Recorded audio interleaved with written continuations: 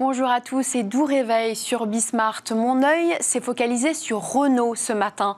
Renault, grand gagnant des ventes de voitures au mois de juin. Renault qui, relativement discrètement, vient de signer un accord avec un des GAFA, Google en personne. Comment le géant de l'automobile français et la pépite de Mountain View trouvent-ils un intérêt à travailler ensemble?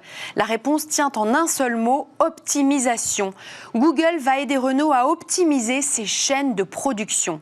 Les machines de Renault vont être connectées aux capteurs de Google qui analyseront la donnée. L'intelligence artificielle mise au service de Renault pourrait par exemple faire économiser 30% de consommation d'énergie aux fabricants de voitures. Google a jusqu'ici rarement fait incursion dans le monde industriel.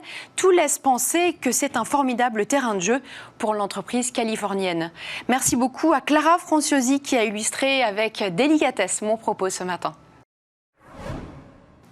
Bonjour et bienvenue, Pascal Ruffnac. Bonjour. Je le disais à l'instant, vous êtes président du directoire du groupe Bayard, maison mère notamment du quotidien La Croix, je le rappelle, mais qui édite aussi les magazines Pèlerin, Notre Temps et puis tout un tas de titres pour la jeunesse comme Pomme d'Api, J'aime lire ou évidemment Phosphore. Cette crise et ses conséquences sont un choc terrible, intense sur l'économie. La consommation, on dit que la consommation dans le monde, elle a chuté de 30 à 35% de façon assez unifiée sur la planète. La consommation de vos titres et de vos livres, comment est-ce qu'elle a évolué pendant le confinement et en sortie de confinement? Écoutez, notre métier, ce sont deux choses, informer et éduquer, qui sont des besoins infinis de l'humanité. Donc, pendant cette période où les gens avaient du temps, l'information et l'éducation ont été des choses extrêmement demandées. Donc, que ce soit pour notre quotidien La Croix, pour nos magazines et en particulier pour la jeunesse, ça a été un moment de demande très forte, évidemment à travers le digital, mais on a eu la chance en presse de continuer à produire, à faire nos magazines, à les imprimer.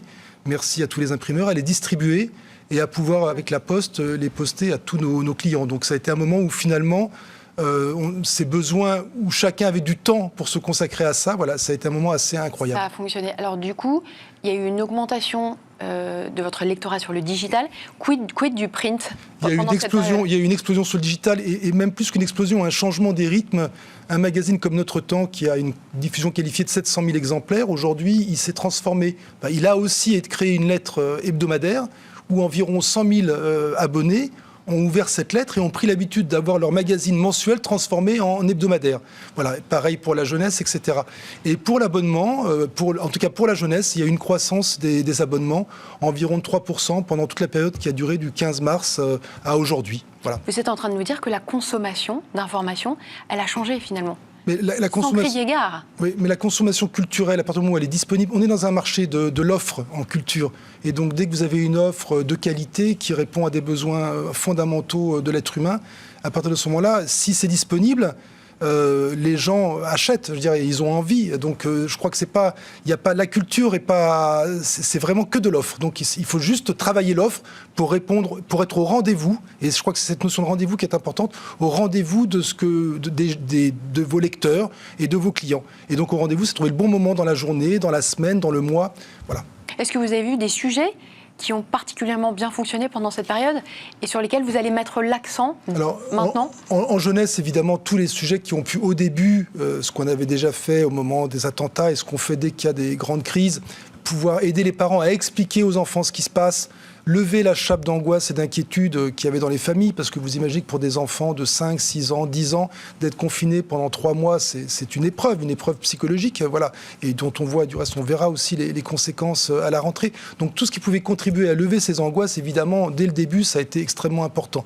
Et puis après, d'accompagner les enfants dans ce tiers-temps éducatif que nous, on représente, voilà, qui n'est pas l'école, on ne se substitue pas à l'école, mais évidemment, on les aide à grandir, à bien grandir, en leur apportant dans toute leur dimension de vie, ce qui peut les aider. Avec La Croix, la même chose. Je crois qu'il y avait une demande d'information. On a tous multiplié nos heures de présence, que ce soit sur les médias audiovisuels ou écrits, donc, ou digitaux. Et donc là, pareil, on a vu les audiences.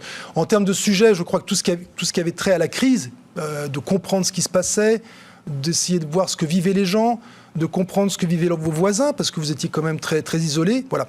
Et je pense que l'intérêt, c'est entre guillemets, l'expression totalement horizontale et non contrôlée des réseaux sociaux, mais aussi passionnante, et celle un peu plus classique et descendante parfois des grands médias, Aujourd'hui, ces médias-là, ces médias classiques comme La Croix, ont réussi à faire la jonction entre les deux. Entrepreneur First, c'est le pionnier d'un nouveau modèle d'investissement qui s'appelle donc le Talent Investing. Qu'est-ce que c'est ?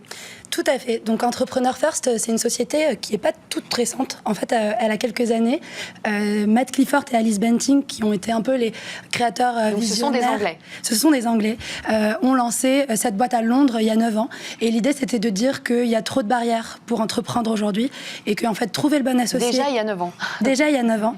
Il y a trop de barrières. Et en fait, trouver la bonne équipe, trouver le bon projet, de la bonne ambition, ça mérite d'avoir quelqu'un qui nous accompagne pour faire déjà ces premières étapes. Donc l'idée, c'est qu'un investisseur de talent, c'est quoi ? C'est quelqu'un qui va identifier des talents, profils techniques, beaucoup issus de la recherche, mais également de l'industrie ou du corporate, comme Sarah, qui travaillait dans la finance. Et on va les aider à trouver un associé dans une promotion de personnes qu'on a triées sur le volet. Donc en fait, vous investissez sur le talent, mais non sur le projet.